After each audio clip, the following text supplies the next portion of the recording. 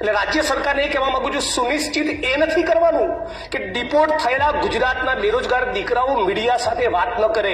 સુનિશ્ચિત એ કરવાનું છે કે ખાલી પડેલા તમામ સરકારી પદોમાં ભરતી થાય, જેથી ફરી કોઈ ગુજરાતના દીકરા દીકરી બેરોજગાર યુવક યુવતીઓએ મેક્સિકોની બોર્ડર પર છાતી પર ગોળી ખાવા માટે જવું ન પડે. આ જેટલો ચિંતાનો વિષય છે, એટલી જ મોટી ચિંતાનો વિષય છે ગુજરાતમાં મળી રહેલી નકલી કચેરીઓ. માનનીય અમિતભાઈ બહુ વિગતવાર વાત કરેલી, પણ એટલું કહેવા માંગુ છું કે ગુજરાતની વિધાનસભાનું મકાન બન્યું ત્યારની ઘડીને આજનો દિવસ બીજા કોઈ મુખ્યમંત્રી નથી જેના મુગટ ઉપર નકલી કચેરી રૂપિયા આટલા મોર પિંચ લાગેલા હોય, સિવાય કે મુર્દુ અને મક્કમ માનનીય ભૂપેન્દ્રભાઈ. નકલી પીઆઈ, નકલી ડીવાયએસપી, નકલી સીઆઈ વિભાગ, નકલી જજ, નકલી અદાલત, આ બાજુથી નકલી વકીલ દલીલ કરે, આ બાજુથી વકીલ દલીલ કરે અને કોર્ટ ઓર્ડર પાસ કરે છે. બધું ધુપ્પલ, બધું નકલી. દક્ષિણની ફિલ્મોમાં જે હંબક ના હોય ને એવું ગુજરાતની સરકારને તંત્રમાં ચાલી રહ્યું છે. આટલી બધી નકલી કચેરીઓ બાદ રાજ્યની સરકાર એવું કમિટમેન્ટ આપવા માંગે છે ગુજરાતની 6.5 કરોડ 7 કરોડ જનતાને કે જેટલી પણ નકલી કચેરીઓ પકડાઈ એ તમામના કસૂરવાર, એમાં નેતા હોય કે અધિકારી હોય, 1 વર્ષમાં બધાની ટ્રાયલ પૂરી કરીને બધાને સાબરમતી સેન્ટ્રલ જેલના સળિયા પાછળ ધકેલીશું. આવી કોઈ પ્રતિબદ્ધ રાજ્યની સરકારની છે? શું રાજ્યના મહામહિમ રાજ્યપાલ આ સ્પીચમાં આ વિશે એક શબ્દ બોલે છે? મારી અધ્યક્ષની ચિંતાનો વિષય મહિલાઓની સુરક્ષાનો છે. આપ કદાચ એક કિસ્સો જાણતા હશો. સંતરામપુરના બોયડિયા ગામની દલિત સમાજની એક દીકરી પર 10 દિવસ સુધી જુદા જુદા ફાર્મ હાઉસમાં રેપ થયો, ગેંગરેપ. અને દીકરી પોતાના લોહીથી ભીના કપડા સાથે સંતરામપુર પોલીસ સ્ટેશનમાં જાય છે, ગેંગરેપની એફઆઈઆર કરાવે છે. અને જયારે ખબર પડે છે કે એક રાજકીય પક્ષના 3 આગેવાનોના એ ફરિયાદમાં નામ છે અને હમણાં સુધી જયારે મેસેજ પહોંચી જાય છે ત્યારે શું બને છે?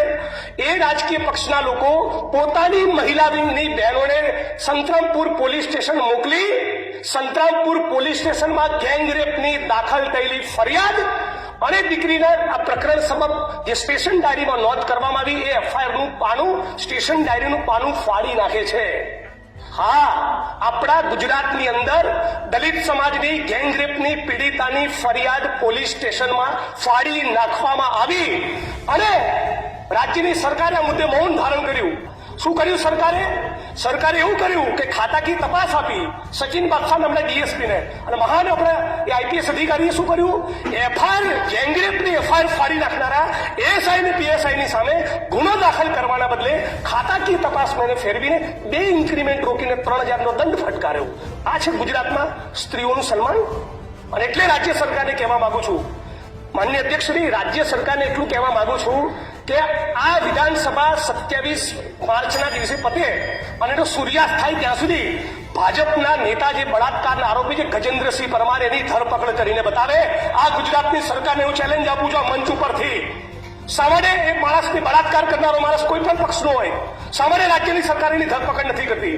આવો જ પ્રશ્ન છે ગુજરાતમાં તૂટી રહેલા ઝૂંપડા. અંબાજીમાં કોરિડોર બને, કોઈ જ વાંધો નથી, પણ રાતે 6:30-7 વાગ્યા પછી સૂર્યાસ્ત બાદ સુપ્રીમ કોર્ટની ગાઈડલાઈન મુજબ ઝૂંપડા ના તૂટી શકે. છતાં ગોમતીપુરમાં તોડ્યા, જુહાપુરામાં તોડ્યા, વટામણામાં દેવી પૂજક સમાજના ઝૂંપડા તોડવાના છે, માલધારી સમાજના ટુકડા તૂટી રહ્યા છે. અમદાવાદના ઓઢવની અંદર ઝૂંપડા તૂટે, મકાન કોઈ પણ માણસનું તૂટે તેને વૈકલ્પિક વ્યવસ્થા આપવી પડે. ધારો કે ગુજરાતના કોઈ વિસ્તારમાં 22 લોકોના ઘર તૂટવાના તો સરકાર 22 મકાનો પહેલા એડવાન્સમાં કેમ રેડી નથી કરતી? હાઈકોર્ટના સુપ્રીમ કોર્ટની ગાઈડલાઈન છે દરેકને વૈકલ્પિક વ્યવસ્થા આપવી. રાઇટ ટુ સેન્ટર એ કોન્સ્ટિટ્યુશનલી ગેરંટેડ આપણો ફંડામેન્ટલ રાઇટ છે. તો આ રાઇટ્સ ગરીબ માણસોને લાગુ નથી પડતો. રિયલ એસ્ટેટના માફિયાઓ, ઉદ્યોગપતિઓ જમીનોમાં દબાણ કરે, એ દબાણ ખુલ્લા ના થાય અને દલિત, આદિવાસી, ઓબીસી સમાજના ઝૂંપડા તોડી નાખવાના, એને બેઘર કરી નાખવાનો. આ ગુજરાત વાઇબ્રન્ટ અને સ્વર્ણિમ ના હોઈ શકે.